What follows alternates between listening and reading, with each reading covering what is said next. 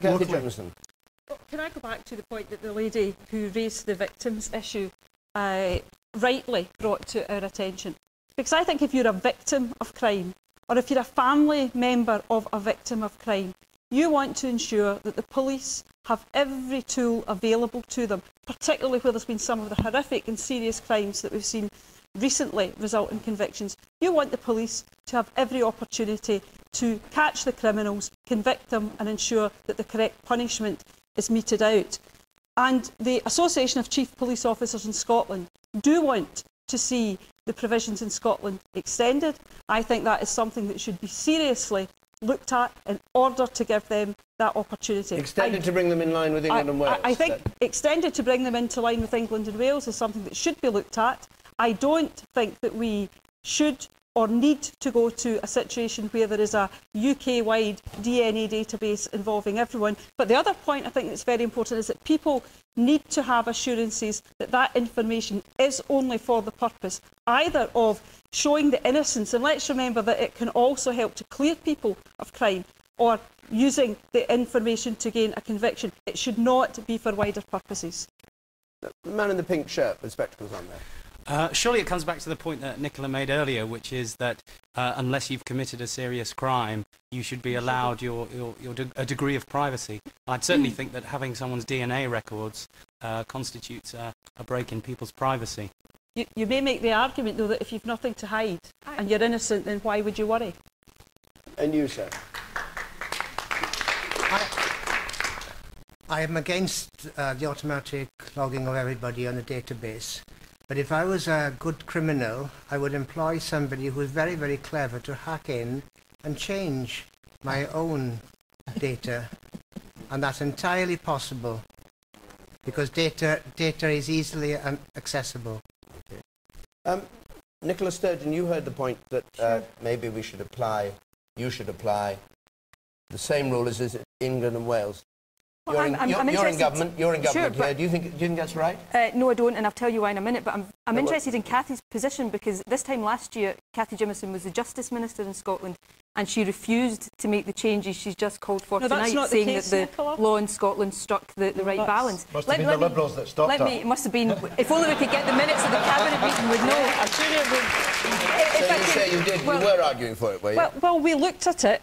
We considered how to get what we thought at the time was the right balance, and I am saying, in the light of recent developments and in the light of what the Association of Chief Police Officers of Scotland are now calling for, I think it is worth another look. Okay, well, and do you think it's worth? Well, there is a review ongoing in Scotland. Can I say I don't agree with having everybody on a DNA database. I think that is a step far too far.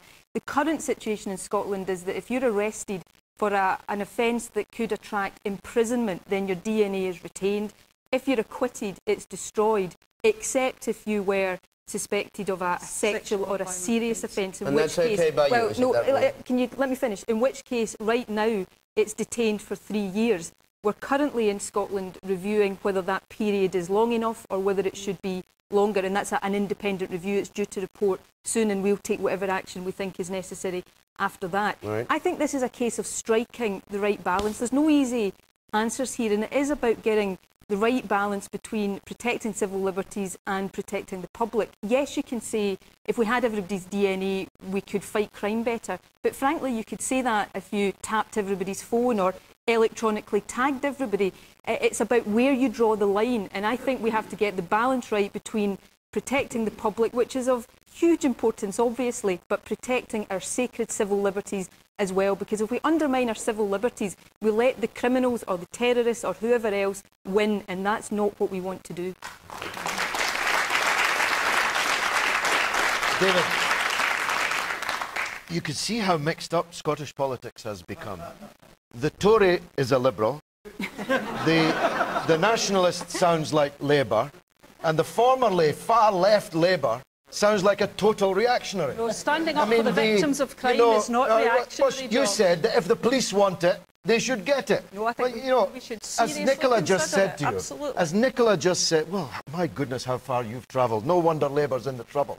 It is. I don't in think Scotland. there's anything you might as well standing put a camera. up for crime Look, victims. you might as well put a camera up everybody's jumper You might as well have a camera in everybody's house. Then there would be no crime, but there would be no liberty either.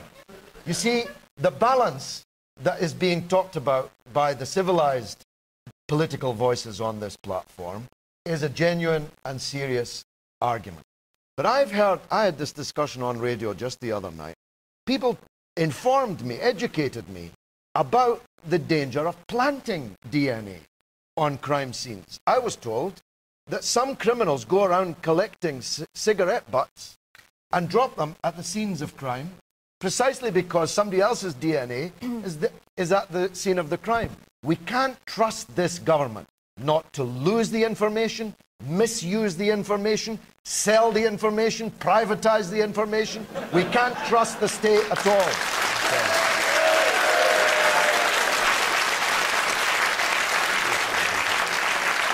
The man in the pale blue tie, and then I come to you up there. Yes. I believe it should be a database of criminals, not of the innocent. And you, sir? Kathy Jefferson spoke about victims. How does retaining the DNA of people found not guilty of a crime help the victims?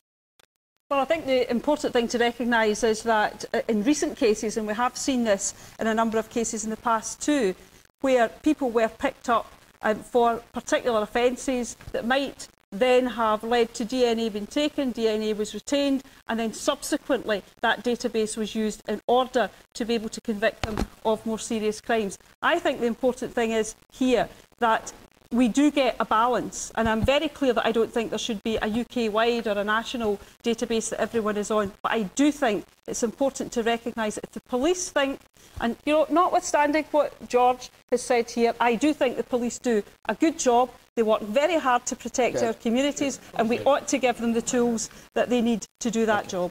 Let's go on to a question from Katrina McPhee, please. Should the UK government put its house in order by getting rid of Michael Martin? Should the UK government put its house in order by getting rid of Michael Martin, the Speaker, of course? George Galloway. Well, I'm afraid there are lots more people in the British government more responsible for the disrepute of British politics than Speaker Michael Martin. I'll be blunt with you. I think there's a lot of public school, right-wing Tory snobbery against Michael Martin. They've never liked him. He's the sort of fellow that used to be the maintenance man in the Speaker's chambers of the House of Commons, and his wife is the sort of person who used to clean the floors. Now you've got two people from Anderston, from Springburn, living in the Palace of Westminster, and the Toffs don't like it. They think that job, by right, belongs to them. There's a fellow called Black Rod in the House of Commons. Don't mistake it. He's never black. He's usually a public school white Englishman. He's responsible for security in the House of Commons, and you saw the other day what it's really like. Michael Martin is disliked by the public school yaboo politicians, mainly on the Tory side, because he doesn't regard sneering and booing as being normal or proper parliamentary discourse. I say leave Michael Martin alone. He's doing a good job. He's the first manual worker ever to be the Speaker of the House of Commons. That doesn't mean he's doing a good job. No, but he's the first manual worker. He's the first. No, but I think we should be proud of the fact that a manual worker is now the Speaker of the House of Commons. And by the way, he's the first Catholic since Oliver Cromwell. I'm quite proud of that too. What do you... Perhaps I can just put to you a quote of the former independent MP Martin Bell, who was a BBC reporter, which may diminish him in your eyes, in view of what you said earlier. But anyway, and who was an independent standing against the behaviour of, well, you know what it was like. He says he's protected by a wall of silence, the Speaker, because MPs can talk about anything they like, except their views about the Speaker. They don't speak up. No one dare speak up. Well, you just know, very briefly, is that true or false? You know that doesn't cover me. Well, if I had a view about Michael Martin, I'd be shouting it from All right, Annabel Goldie, if you had a view about Michael Martin, would you be shouting it? Will you now shout it?